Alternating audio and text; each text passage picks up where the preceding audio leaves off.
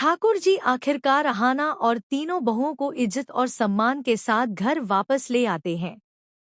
और मजेदार बात यह है कि पहले जो पोल्टू अकड़ दिखा रहा था, वही अब चारों का सामान उठाए घूम रहा है।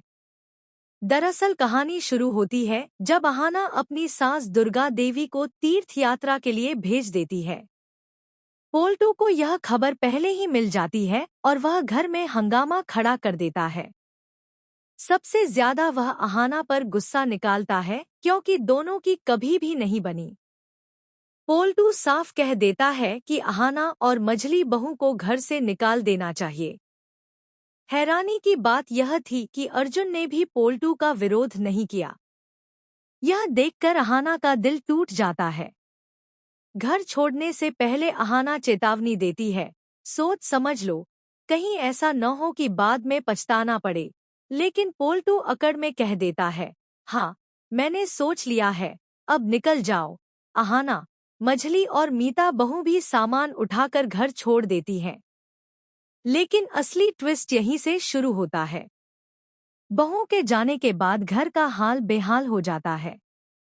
पीसी मोनी और चाची जी को खुद झाड़ू पोछा, बर्तन और रसोई करनी पड़ती है।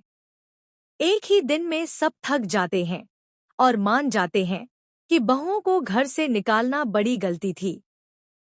तभी ठाकुर जी खुद पोल्टू को डांटते हैं और कहते हैं, या तो नौकर रख या चारों बहुओं से हाथ जोड़कर माफी मांग।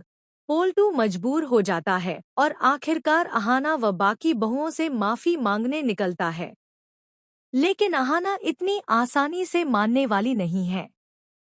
तभी ठाकुर जी खुद आगे बढ़ते हैं और चारों बहुओं को इज्जत और सम्मान के साथ घर वापस लाते हैं।